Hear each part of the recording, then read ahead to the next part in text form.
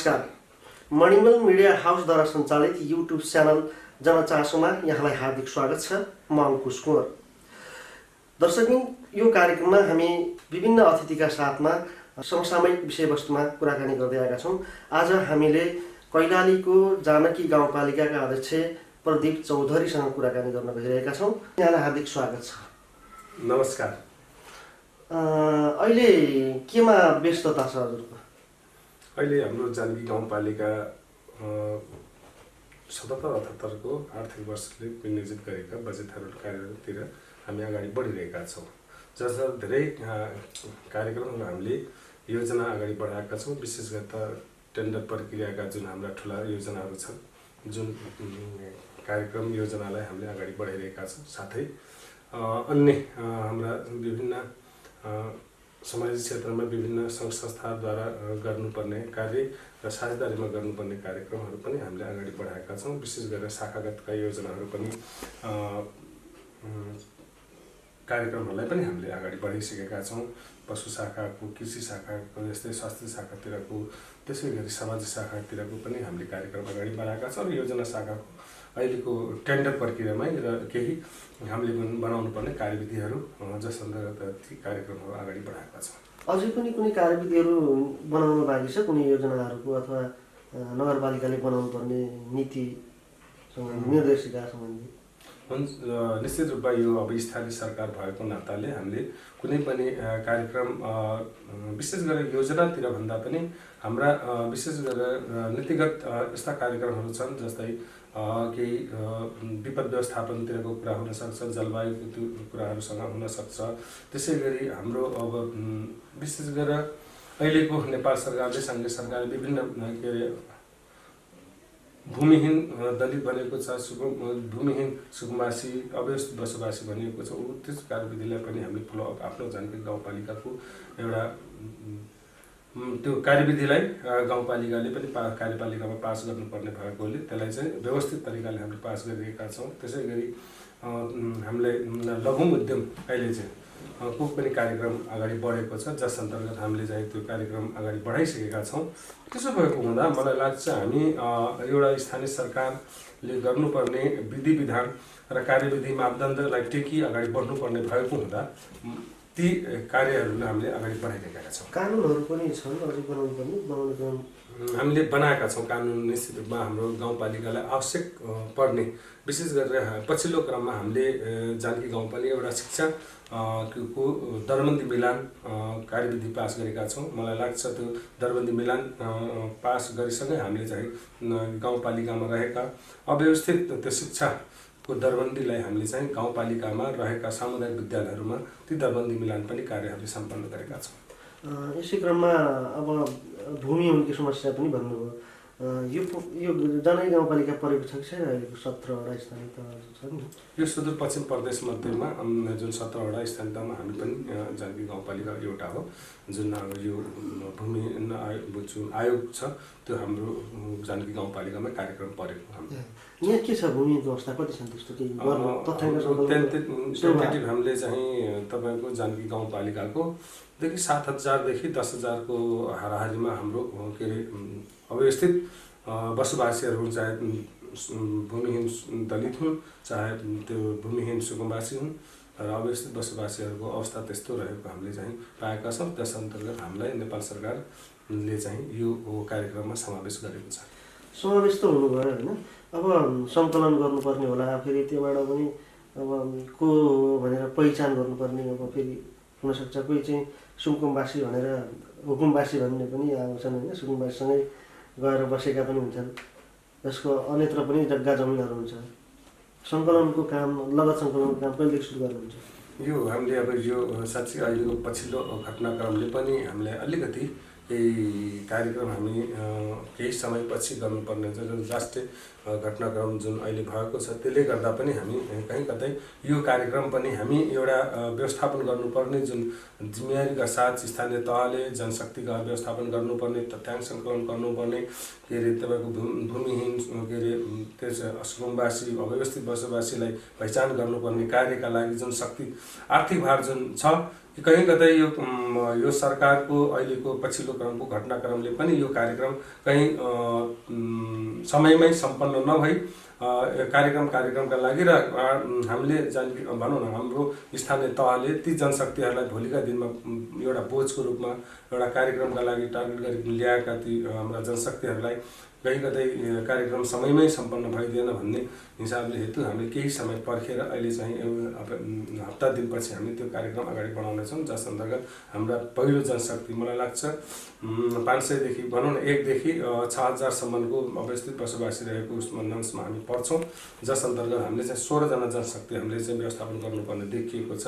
एउटा कार्यक्रम संयोजक, त्यसपछि सर्वेक्षक र त्यसै गरी अमिन र के अरे सहजकर्ताहरू, सर्वेक्षकहरू, के अरे स्वयंसेवकहरूलाई खटाउनु पर्ने कार्य सहयोगी र देखि लिएर तपाईँको आइटी सम्मको व्यवस्थापन गर्नुपर्ने भएकोले हामी हतारमा होइन समय धैर्यताका साथ अगाडि बढ्नुपर्छ र व्यवस्थित तरिकाले बढ्नुपर्छ भन्ने चाहिँ हामीले त्यसरी अगाडि बढिरहेका छौँ। उनीहरूलाई लगत सङ्कलन भइसकेपछि, पहिचान भइसकेपछि उनीहरूलाई व्यवस्थित गर्नुपर्ने हुन्छ होइन, त्यसको लागि यहाँ छ जग्गा जमिन जस्तो खाली ठाउँहरू कसरी व्यवस्थापन गर्ने भनेको छ?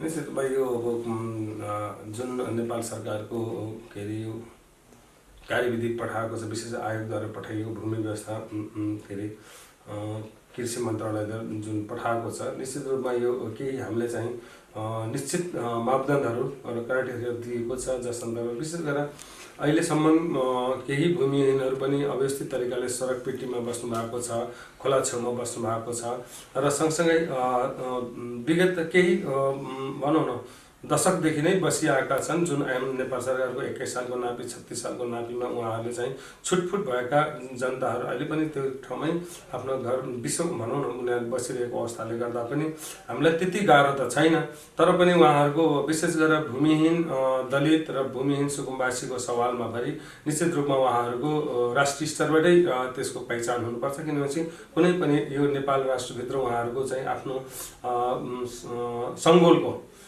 परिवारमा चाहिँ के अरे जग्गा या कुनै आवास भएको ठाउँ देखिन सक्छ। विशेष गरेर तराई पहाडको यो के अरे बसाइसराईले गर्दा पनि अलिकति यसलाई चाहिँ पहिचान गर्नका लागि साँच्चीकै उहाँको नागरिकता र उहाँको थाकथलो चाहिँ पहिचान गरेर 3 पुस्ते अगाडि बढाएर मात्रै अगाडि बढ्ने भन्ने कुरा आएको छ, जस अन्तर्गत आज मात्रै भर्खरै हामीले चाहिँ केही पत्र फेरि नेपाल सरकारले सुनवासी आयोगले पठाएको छ, मैले अध्ययन गर्न पाएको छैन। त्यो अध्ययन गरिसकेपछि निश्चित रूपमा ती कार्यक्रमहरू कसरी अगाडि बढाउने भन्नेतिर हामी हाम्रो कार्यपालिका लाग्छ।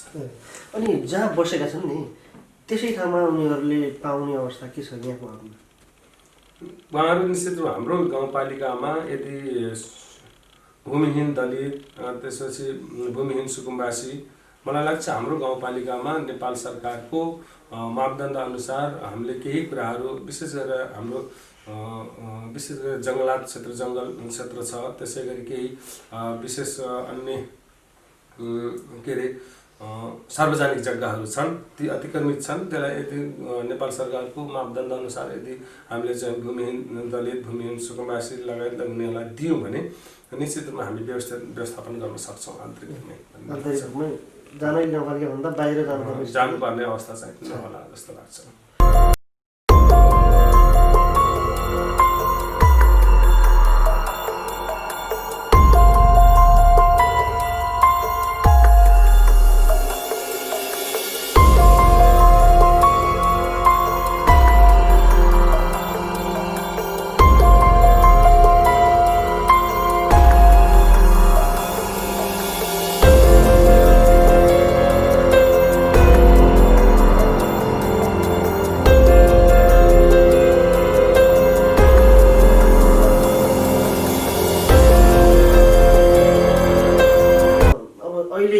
चालु योजनाहरू कामहरू गरिराख्नु भएको छ, अब आगामी वर्षका योजनाहरू छ पहिचान गर्नुपर्ने पनि होला होइन, त्यो काम के छ, के भइरहेको छ यो योजना छ? विशेष त धेरै गत वर्षको कोरोना महामारीले गर्दा पनि हामी चाहिँ प्रभावित भएका छौँ, जस अन्तर्गत हाम्रो गत वर्षकै केही महत्त्वपूर्ण कार्यक्रम योजनाहरू सम्पन्न हुन सकेन र सँगसँगै बजेटको सवालमा पनि हाम्रो नेपाल सरकारले जुन प्रकृतिबाट हामीले स्वीकृत बजेट कार्यक्रम आएको थियो, त्यो प्रकृतिबाट हाम्रो नेपाल सरकारले हामी के अरे बजेट हामीसँग पर्याप्त भनौँ त्यो कटौती भएको हामीले पाएका छौँ। विशेष राजस्व बाँडफाँडतिरको केन्द्रीय राजस्व बाँडफाँडको आउनु पर्थ्यो, त्यो पैसा हामी कहाँ नआउँदा हामीसँग यहाँ टेन्डर प्रक्रिया अगाडि बढाउँदा हामी दायित्वमा धेरै हामी चाहिँ परेका छौँ, दिनुपर्ने हाम्रो भएको छ। अब पछिल्लो क्रममा यो आर्थिक वर्षको कार्यक्रम पनि हामी केही कोरोना लक्षित पनि कार्यक्रम राखेका छौँ। सँगसँगै विगतका कार्यक्रम र यो वर्षको कार्यक्रमलाई निरन्तर अगाडि बढाउने क्रममा हामी छौँ। टेन्डर प्रक्रिया धेरै अगाडि बढाइसकेका छौँ, एकाध मात्रै हामीसँग बाँकी रहेको मैले चाहिँ जानकारी भौतिक पूर्वाधार शाखाबाट पाइरहेको छु। र सँगसँगै यता आगामी वर्षका लागि हाम्रो अझै पनि त्यो समय आइसकेको छ। यो वर्षको कार्यक्रमलाई हामी कार्यान्वयन गर्ने भन्ने सिलसिलामा छौँ र हाम्रो स्थानीय सरकार सञ्चालन अनुसार हामीले चाहिँ फाल्गु विशेष गरेर बजेट विनियोजन निर्देशिका जुन छ त्यो मलाई लाग्छ हामी फागुनदेखि हामीले सुरु गर्नुपर्ने हुन्छ, जसमा कति कार्यक्रम यही आर्थिक वर्षको पनि त्यति के अरे कार्यक्रमहरूलाई हामीले संशोधन गरेर पनि कति यही वर्ष सम्पन्न हुन नसक्ने र समय अलिक भनौँ न समयमै गर्नुपर्ने कार्य हुन नसक्ने भएको यो आर्थिक वर्षमा सम्पन्न नहुने खाले छन् भने त्यसलाई संशोधन गरिकन फेरि पनि नयाँ हामीले कार्यक्रम अगाडि बढाउने काम गर्छौँ, जसलाई हामी विशेष गाउँसभाद्वारा त्यसलाई संशोधन गर्ने कार्य गर्छौँ। यसरी नै अगाडि बढिरहेका छौँ। त्यसो भए नयाँ कार्यक्रमहरू भन्दा पनि जो यो वर्षका लागि छुट्याएका कार्यक्रम थिए ती कार्यक्रम अर्को वर्ष क्रमागत रूपमा जाने भयो यो कोरोनाका कारण। गत वर्षको कार्यक्रम त्यस्ता भए, अहिले यो वर्ष चाहिँ मलाई लाग्छ त अहिले चाहिँ समयमै हामीले कार्य सम्पादन या कार्यक्रम अगाडि बढाएका छौँ, ती समयमै सम्पन्न हुन् भन्ने हामी चाहेका छौँ, त्यही प्रकृतिबाट अगाडि बढेका छौँ।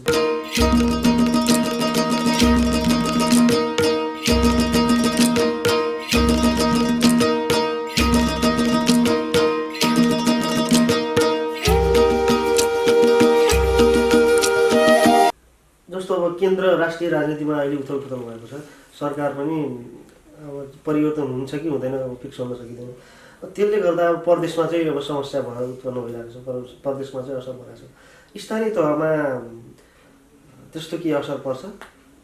निश्चित रूपमा हामी यो संरचनाको हिसाबमा मलाई लाग्छ त्यति त मैले चाहिँ बोलिराख्नु पर्दैन, किनभने चाहिँ त्यो नेपाल सरकार 3 तहको सरकार छ, जस अन्तर्गत सङ्घीय सरकार र प्रदेश सरकार, स्थानीय तह, जहाँ स्थानीय तह पनि भनिन्छ, स्थानीय सरकार पनि भनिएको छ। जस अन्तर्गत हाम्रो स्थानीय तहको एउटा प्रकृति कार्यकारिणी प्रकृतिको चुनाव हो भने र प्रदेश र सङ्घीय या केन्द्रीय प्रतिनिधि सभाको चुनाव चाहिँ एउटा विधिबाट प्रक्रियाबाट अगाडि बढेको सरकार भएको नाताले हामीलाई त्यसरी प्रशासनिक संरचना हामीलाई कुनै प्रभाव त पर्दैन, तर हामी आर्थिक हिसाबले हामीलाई चाहिँ केही प्रभाव पार्छ। जसमा गत वर्षकै उदाहरण लिनुहुन्छ भने हामी केही कोरोनाका लाग्दा चाहिँ हामी प्रभावित भयौँ भने अर्थव्यवस्थामा नै नेपाल सरकारकै अर्थव्यवस्थामा नै परेकोले भनौँ प्रभाव पारेकोले त्यो प्रकृतिको व्यवस्थापन नभएकोले गर्दा पनि हामी त्यसको अछुतो रहन सकेनौँ। त्यसै गरी यो अहिलेको पछिल्लो क्रमको घटनाक्रमले गर्दा पनि हामी कहीँ कतै गाउँपालिकाले लिएको लक्ष्य अनुसारको बजेट विनियोजन अनुसारको कार्य गर्नलाई कहीँ कतै हामीलाई चाहिँ प्रभाव पर्छ कि भन्ने चाहिँ आकलन गर्न हामी सक्छौँ। त्यसो भएको हुँदा मलाई लाग्छ गाउँपालिकालाई जसरी हामीले आन्तरिक स्रोतबाट चाहिँ पूर्ण रूपमा व्यवस्थापन गर्नुभन्दा पनि हाम्रो नेपाल सरकारकै जुन स्वीकृत के अरे बजेट जुन हामीले चाहिँ समयमै खर्चिनु पाउँछौँ भन्ने आशा त छ, तर झिनो आशा भइरहेको अवस्था चाहिँ छ। अब कोरोनाले गर्दा पनि धेरै असर पर्यो, त्यहीमाथि अब अहिलेको परिस्थितिले झन् असर परेको छ होइन। कोरोनाले गर्दा चाहिँ बेरोजगारी समस्या पनि भयो। यहाँ जानकी गाउँपालिका पनि विदेश कृषि यहाँ प्रमुख माध्यम हो यहाँको पेसाको रूपमा, त्यसपछि वैदेशिक रोजगारी कृषिमा चाहिँ जे होस् अब कृषिमा लागेकाहरू चाहिँ गइरहेका हुन्, काम गरिरहेका हुन्। वैदेशिक रोजगारीमा भएका मान्छेहरू यो बिचमा आए, उनीहरूलाई अहिले कसरी व्यवस्थापन गर्नुभएको छ? धेरै फर्किए पनि होला।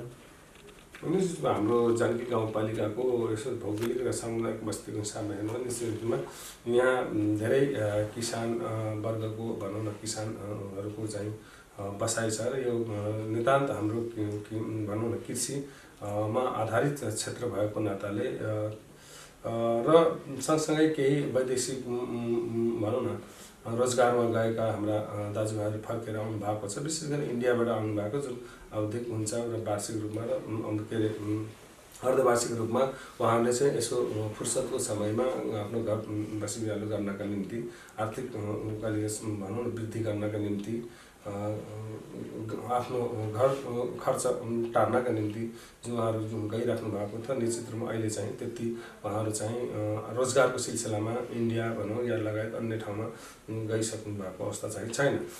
तर कति अब अलिकति कृषिकै बढी भएको हुँदा कृषिमा अलिकति त्यति बेरोजगार भएको भन्दा पनि हामी ती जनताहरूलाई परेको असर, विशेष गरेर आर्थिक रूपमा उहाँहरूको असर जुन रोजगार गुमाउनु भएको छ। तर मलाई लाग्छ यहाँ निम्नवर्गीय बस्ने भएकोले, एउटा कृषिमा पेसा अवलम्बन गरी बस्ने भएकोले त्यति ठुलो असर त छैन, तर असर अछुतो चाहिँ छैन।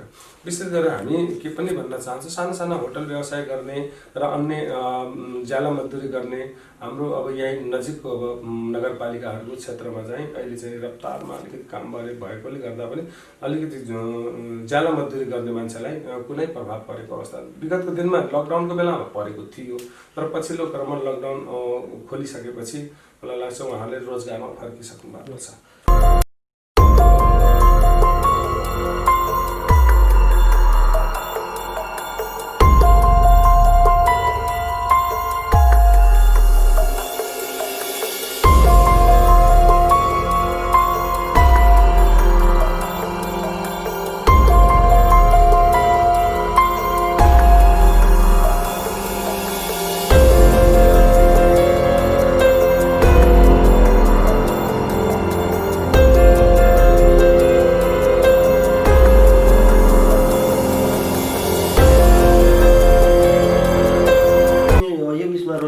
अवसरहरू के सिर्जना गर्नुभएको छ? यो रोजगारीको सिर्जना भन्ने कुरामा विशेष गरेर रोजगारी हामीले गाउँपालिकाले दिनुभन्दा पनि रोजगारीलाई उहाँहरूको सिपलाई वृद्धि गर्ने र उहाँहरूको क्षमता अभिवृद्धि स्वरोजगारमूलक कार्यक्रम हामीले अगाडि बढाइसकेका छौँ। जसमा धेरै वाडाहरूमा पनि हाम्रा वाडागत पनि कार्यक्रमहरू छन्, जस अन्तर्गत मलाई डकर्मीको तालिमदेखि लिएर तपाईँको अन्य विशेष गरी सिलाइ कटाइको कार्यक्रमहरू अगाडि बढाएको अवस्था चाहिँ छ। यसरी गाउँपालिकाले पनि हामीले अब के अरे अगाडि बढाउने क्रममा छौँ। गाउँपालिकाको पनि केही एडभान्स तालिमहरू रहन्छ, जस विशेष गरेर हामी केही विशेष गरी सङ्घ संस्थाहरूले पनि हामीलाई चाहिँ एनजिओहरूले चाहिँ त्यो कार्यक्रमहरू चलाउने भन्ने कुरा भइरहेको छ, जस अन्तर्गत के अरे विज्ञापनहरू भइसकेको अवस्था चाहिँ मलाई लाग्छ कि कम्प्युटर ड्राइभिङदेखि लिएर प्लम्बिङ यी कार्यहरू चाहिँ अब सञ्चालन हुने कार्यान्वयनतिर अगाडि बढिरहेको छ। यो जनाई गाउँपालिका अब कृषि प्रधान क्षेत्र, अब कृषि बढी क्षेत्र भएको ठाउँ हो, त्यसको लागि पनि अहिले नयाँ त्यस्तो त्यो क्षेत्रको लागि कृषि विकासको लागि गाउँपालिकाले के गरिरहेको छ? अहिलेको 3 वर्षको अवधिमा त्यस्तो के नयाँ के गर्नुभएको छ? एकदमै हामी यो जानकी गाउँपालिका त्यसै पनि कृषि शिक्षित पूर्ण शिक्षित क्षेत्र हो जानकी गाउँपालिका, र सँगसँगै हाम्रो यो जानकी गाउँपालिका राष्ट्रिय गौरवको योजना रानी जमुना कुलरिया सिँचाइ आयोजना चाहिँ हामीसँगै छ। त्यसो भएको हुँदा हामी भाग्यशाली पनि छौँ भन्छौँ हामी। तर त्यस सँगसँगै उहाँहरूलाई किसानहरूको उत्पादन त्यो सिँचाइबाट उत्पादित भनौँ न पूर्ण शिक्षित क्षेत्र भएको उत्पादनलाई कसरी बजारीकरण गराउने भन्ने र सँगसँगै उहाँहरूको आधुनिक अलिकति परम्परागत भन्दा पनि उत्पादन जुन प्रक्रिया छ त्यसलाई चाहिँ हामी चाहिँ आधुनिकीकरण गर्नका निम्ति हामीले चाहिँ एउटा जानकी गाउँपालिकैबाट हामीले चाहिँ कृषि विभाग या शाखाको प्रशाखा चाहिँ खोलेका छौँ, जस अन्तर्गत मलाई लाग्छ हामी कुनै एउटा गरी खाने प्रोजेक्ट ल्याउने भन्ने हेतु हामीले चाहिँ मलाई लाग्छ जानकी गाउँपालिकाले 3 बिघामा हामीले आफैले त्यहाँ बेर्ना उत्पादनदेखि लिएर हामीले चाहिँ विभिन्न विधि प्रक्रियाबाट रोप्ने के अरे कार्य अगाडि बढाएका छौँ, जस उत्पादन पनि राम्रो भएको छ। र यो कोरोनाको लाग्दा पनि हामीले चाहिँ किसानहरू जुन समूहमा हुनुहुन्छ, कृषि सहकारीमा हुनुहुन्छ या कुनै बेमौसमी तरकारी खेती गरिराख्नु भएको छ, उहाँहरूलाई चाहिँ सङ्गठित बनाएर हामीले तालिम दिने भन्ने कार्यक्रम अगाडि ल्याएका छौँ। र गत यो सँगसँगै हामीले गत वर्ष जुन कोरोनामा राहत वितरण विशेष गरेर बेरोजगार गुमाउनु भएका दाजुभाइहरूलाई परिवारहरूलाई हामीले चाहिँ राहत वितरण कार्यक्रम नेपाल सरकारकै एउटा मापदण्ड अनुसार चाहिँ हामीले राहत चामल र नुन तेल त दियौँ पनि, तर सँगसँगै हामीले के पनि दियौँ भने किसानहरू पनि प्रभाव अछुतो रहेनन् भन्ने हामी किसानहरूलाई पनि के अरे कार्यक्रम गरेर मलाई लाग्छ हामी धेरै राहत जुन मलाई लाग्छ 850 क्विन्टल धानको बिउ हामीले त्यो कोरोनाकै लकडाउनकै बेलामा हामीले चाहिँ के अरे वितरण गर्न सफल भएका छौँ। जसमा हामीले 10 कट्ठासम्मका लागि त हामीले निःशुल्कै बिउ दियौँ र सँगसँगै त्यसपछि 85% अनुदान गऱ्यौँ, त्यसपछि 75% अनुदानमा हामीले धानको बिउ पनि त्यसरी दिँदै गर्दा मलाई लाग्छ यो कार्य नेपालकै केही नमुना यो राहत विधि प्रक्रिया अलिकति फरक राहत विधि प्रक्रिया गरेको हुँदा हो। त्यसैका कारणले हामीले 40 लाख रुपियाँ पनि हामीले प्रधानमन्त्री आधुनिकीकरण परियोजना अन्तर्गत भन्दा पनि भिन्न 40 लाख रुपियाँ पाउन हामी सफल भएको छौँ। जस अन्तर्गत नेपालको 753वटा स्थानीय तहमा हामी 36 वटा मध्येको एउटा जानकी गाउँपालिका पनि पर्दछ। यो कृषि क्षेत्र हुँदाहुँदै पनि अलि यहाँ डुबान समस्या पनि छ होइन, त्यसले गर्दा असर चाहिँ पर्छ होला। त्योसँग सम्बन्धित त्योसँग अनुकूलन हुने गरी त्यस्ता केही कृषि योजनाहरू कार्यक्रमहरू छन्?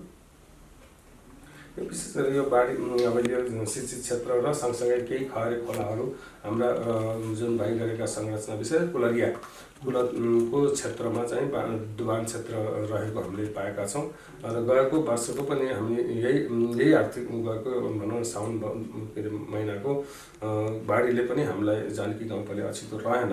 विशेष गरी यो हाम्रो केही खहरे खोला विशेष गरी ढोग्नी खोलादेखि लिएर 8 नम्बर के अरे 5 नम्बर 1 नम्बर 4 नम्बर 7 नम्बर हुँदै हाम्रो जुन पथरिया नाला बग्छ र 2 नम्बर त्यो नालाले नै खहरे खोलाले गर्दा पनि हाम्रो अनियन्त्रित अहिले पनि पूर्ण रूपमा हाम्रो सिँचाइ आयोजनाको भनौँ न नहरहरू व्यवस्थित नभइसकेकोले गर्दा पनि हाम्रो गाउँपालिकाका केही वाडाहरू छ र केही कटानी पनि भएको छ। विशेष वार्ड नम्बर 2 जानकी सार्वजनिक जानकीनगर गाविस भन्छन्, जहाँ पथरिया नदीको छेउछेउ पर्ने भूभागहरू बिघौँ बिघा जग्गाहरू कटानी भएको हामीले पाएका छौँ। तर त्यो अवस्था अब निश्चित रूपमा अब रानी जमरा कुलरिया के अरे आयोजनाले केही तद्बन्ध कार्यक्रम अगाडि बढाइरहेको छ। ठुलो योजना भएकोले त्यतातिर पनि हामीले चाहिँ के अरे उहाँहरूसँग समन्वय सहकार्य गरेर त्यस्ता योजनाहरूलाई कार्यान्वयन गर्नका लागि आग्रह पनि गरेका छौँ। कति कार्यक्रम उहाँले अगाडि गरि पनि दिइराख्नु भएको छ। ठिक छ, एउटा कृषिको कुरा भयो अनि एउटा जनताको लागि चाहिने भनेको शिक्षा स्वास्थ्य पनि एउटा हो होइन।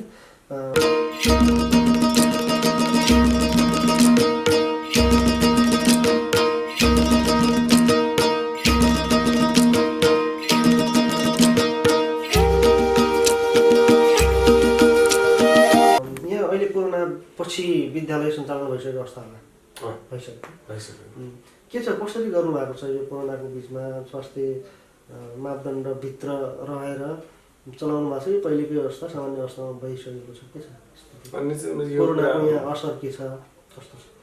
शिक्षाको सवालमा भन्नुपर्दा हामी धेरै ढिलो भएका छौँ।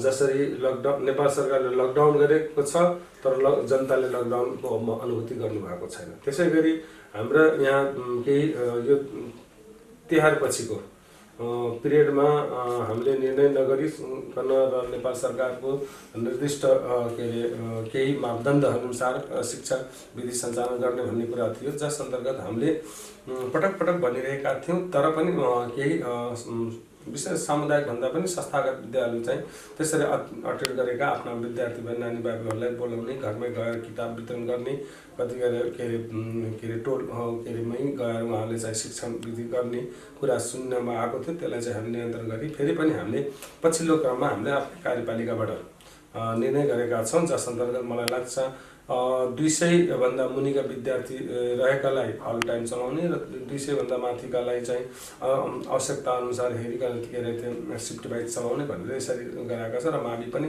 त्यसै गरी 2 सिफ्टमा चलाउने भन्ने कुरा थियो। जस अन्तर्गत हामीले अब पछिल्लो क्रममा शिक्षा समितिबाट हामीले चाहिँ विभिन्न सामुदायिक स्तरबाटै हामीले चाहिँ केही सल्लाह केही बैठक गरेका थियौँ, जो विशेष गरेर विद्यालय व्यवस्थापन समितिका अध्यक्षज्यूहरू र विद्यालयका प्रजीहरूसँग हामीले छुट्टै उहाँहरूसँग विचार गोष्ठी गरी उहाँहरूको राय सल्लाह सुझाव अनुसार हामीले नै पछिल्लो क्रममा शिक्षा समितिमा हामीले निर्णय गरी कार्यपालिकाबाट निर्णय गरेर अहिले चाहिँ विद्यालय चाहिँ पूर्ण रूपमा सुचारू भएको छ। अब त्यो प्रक्रिया अब हामीले भनेका छौँ अहिलेको महामारी कोरोना भाइरसको जुन न्यूनतम मापदण्ड छ यसलाई चाहिँ पालना गरेर तपाईँहरू विद्यालय चाहिँ सञ्चालन गर्नुहुनेछ भन्ने चाहिँ यसरी हामीले चाहिँ खोलिएको अवस्था चाहिँ छ। यहाँ जानकी कति यहाँ असर चाहिँ कति परेको उनीहरूको? जानकी गाउँपालिकामा हालसम्म आउँदै गर्दा पछिल्लो क्रममा विशेष गरेर दसैँ तिहारको बिचमा हामी जानकी गाउँपालिकाका धेरै कर्मचारी मित्रहरू पनि प्रभावित भएका थिए। जसमा मलाई लाग्छ उहाँहरूको सामान्य अवस्था भएर सबैजना फर्किसक्नु भएको छ। एउटा वार्ड अध्यक्ष वार्ड नम्बर 4 को पछिल्लो तिहारमै उहाँ हुनुभएको थियो। अहिले भर्खरै आज पनि भनौँ न उहाँ आइसोलेसन भेन्टिलेटर हुँदै अहिले चाहिँ घर फर्किनु भएको छ। 1.5 महिना उहाँलाई रिकभर हुन लागेको छ। जस हामी भाग्यशाली छौँ अहिलेसम्मको अवस्था जनप्रतिनिधि र हाम्रा कर्मचारी मित्रहरूलाई त्यस्तो अब अप्रिय घटना चाहिँ घटेको छैन। तर मैले चाहिँ थाहा पाएअनुसार हाम्रो जानकी गाउँपालिकाभित्र चाहिँ 1 जना चाहिँ कोरोनाबाट मृत्युवरण हुनुभएको छ भन्ने चाहिँ जानकारीमा आएको छ र त्यो जानकारीमा पनि छ। शिक्षा स्वास्थ्य कृषि भयो होइन, स्वास्थ्यको यो बिचमा स्वास्थ्य क्षेत्रमा सुधार पनि भयो एउटा विभिन्न उपकरणहरू पनि अब कोरोनाकै कारण पनि ल्याइए धेरै ठाउँ। यहाँ चाहिँ यहाँ के छ स्वास्थ्य चौकीको अवस्था? अस्पताल त छ कि छैन गाउँपालिकामा? गाउँपालिकामा विगतको साबिक 4वटा गाविस हुन्। 4वटा गाविसमा प्राथमिक स्वास्थ्य चौकीहरू थिए जुन अहिले पनि छ र अहिले चाहिँ हामीले थप एउटा स्वास्थ्य आधारभूत स्वास्थ्य इकाइ भनेर हामीले खोलेका छौँ जुन वार्ड नम्बर अहिले 9 मा अहिले चाहिँ 2 महिना अगाडि नै खोलेका छौँ। र हामीसँग टिकापुरको हस्पिटल नजिक भएकोले गर्दा पनि हामी चाहिँ त्यति हामीलाई चाहिँ स्वास्थ्य सम्बन्धी समस्या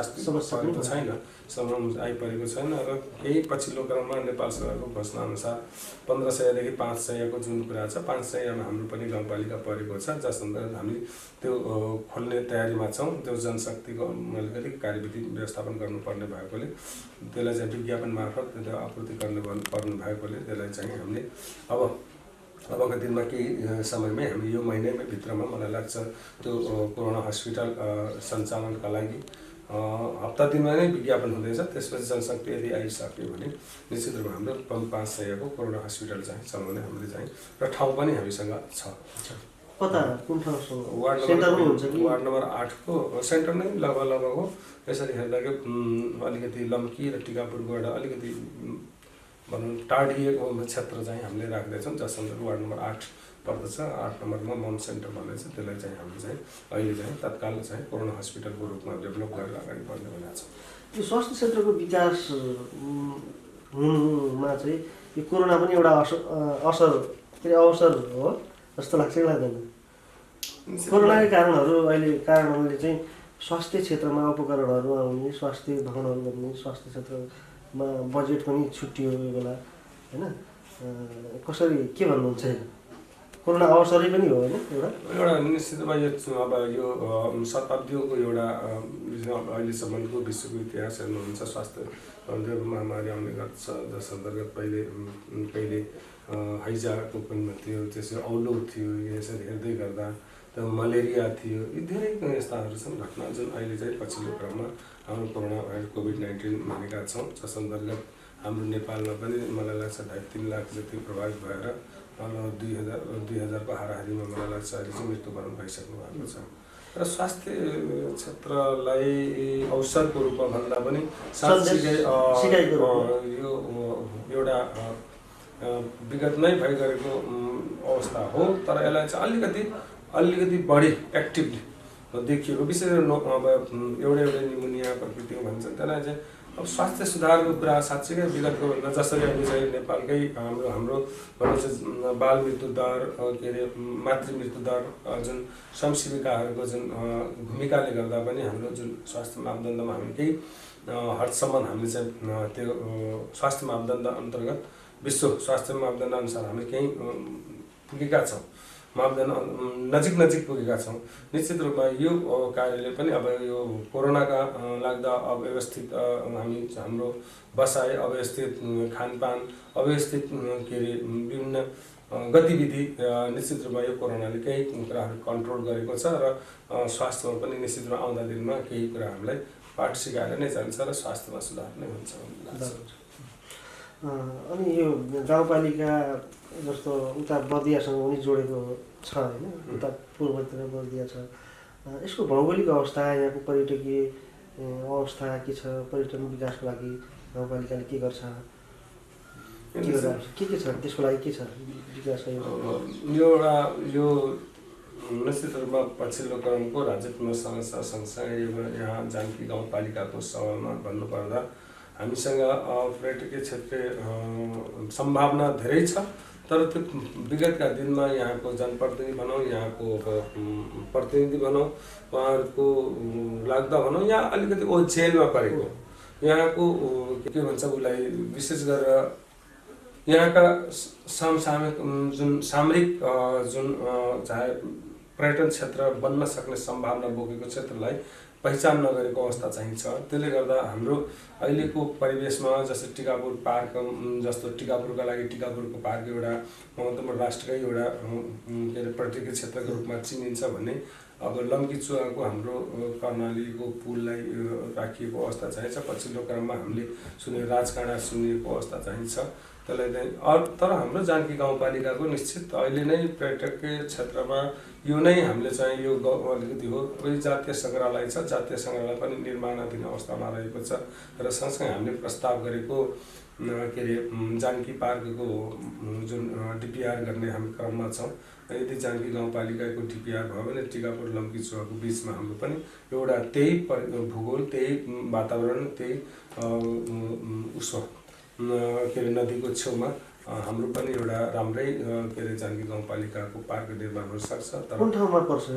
विशेष गरी वार्ड नम्बर 6 को जगतपुर सामुदायिक वन बेल्ट पर्छ। कर्णाली बेल्ट नै भन्नुपर्दा लम्कीचुवाबाट बग्ने नदी हाम्रो चाहिँ 10-12 किलोमिटर हाम्रो क्षेत्र पर्छ र मलाई लाग्छ त्यो बिचमा हाम्रो पर्यटक क्षेत्र विकास गर्न हामीलाई भौगोलिक रूपमा अनुकूल छ। के त्यसको योजना बनिसकेको हो? डिपिआर बनाउने क्रममा छ। त्यो जानकी भनेपछि एउटा देवीको नाममा होला। यो जानकी गाउँपालिका निश्चित रूपमा हामीलाई पनि हामी जनप्रतिनिधि आउँदै गरे यो वास्तविक यसको नाम हुनुपर्थ्यो कुलरिया के गाउँपालिका भन्ने हुनुपर्थ्यो। किनभने चाहिँ कुलरिया खोलाले पूर्ण रूपमा यो जानकी गाउँपालिका सिंचित क्षेत्र भएको नाताले कुलरिया खोला हुनुपर्ने एउटा ऐतिहासिकता बोकेको नाम पनि हो र त्यसले चाहिँ काम पनि गरिरहेको अवस्था भनौँ न, खोलाले सिंचित गरिरहेको अवस्थाले गर्दा पनि तर पछिल्लो क्रममा यो 4वटा गाविसमा एउटा जानकी नगर गाविस भन्ने थियो। त्यसको नामले चाहिँ मलाई लाग्छ त्यो जानकी गाउँपालिका रहेको भन्ने लाग्छ। तर यसको तात्विक चाहिँ भाव अर्थ खुल्ने गरी कुनै पनि यस्तो छैन। अब जुन जानकी जुन पार्क राख्दै हुन्छ त्यो किन राख्नु, नाम किन? यो जानकी गाउँपालिकाको भएको नाताले जानकी गाउँपालिका राख्ने भन्ने चाहिँ जानकी पार्क राख्ने भन्ने चाहिँ भएको छ। अब हामी कार्यक्रमको अन्तिम आइसकेका छौँ। मैले के सुन्न छुटाएको, हजुरले के भन्नै पर्ने गाउँपालिकाको हकमा अथवा गर्नुपर्ने कामहरूका विषयमा केही छ भने राख्नु सक्नुहुन्छ। जानकी गाउँपालिका निश्चित रूपमा अब एउटा ग्रामीण क्षेत्र हो। यसलाई चाहिँ हामी चाहिँ व्यवस्थित एउटा गाउँपालिका र राष्ट्रकै एउटा समृद्धितिर उन्मुख गराउनका लागि जसरी व्यवस्थित सडक सञ्जाल र के अरे तपाईँको जुन कृषिमा आधुनिकीकरण र यहाँको सुस्वास्थ्य भनौँ, यहाँका जनताहरूको स्वास्थ्यमा हामीले जुन सुधार गर्न सक्ने त्यो कार्यक्रम अगाडि गर्न सके भए मलाई निश्चित रूपमा जानकी गाउँपालिका एउटा के अरे व्यवस्थित गाउँपालिका र राष्ट्रकै एउटा नमुना गाउँपालिका बन्न लायक हुने थियो भन्ने चाहिँ लाग्छ। तर कहीँ कतै बजेटको अभाव र अलिकति अब विशेष गरेर यो पछिल्लो घटनाक्रमले पनि हामीलाई चाहिँ त्यो समय के अरे योजनाहरू कार्यान्वयन गर्न चाहिँ अलिकति नदिने भयो कि भन्ने चाहिँ चिन्ता छ। र तपाईँलाई विशेष गरेर तपाईँको मिडिया मार्फत जुन हाम्रा विचार जानकी गाउँपालिकाको केही भइरहेका गतिविधिका बारेमा सम्प्रेषण गर्न सहयोग गर्नुभएको छ, यसो तपाईँको मिडियालाई पनि म चाहिँ धन्यवाद दिन चाहन्छु। समय दिनुभयो यहाँलाई धन्यवाद। धन्यवाद। आजको लागि कार्यक्रम यति नै। अर्को हप्ता नयाँ विषय र अतिथिका साथ उपस्थित हुने नै छौँ। त्यतिन्जेलसम्मको लागि मलाई पनि बिदा दिनुहोस्। नमस्कार।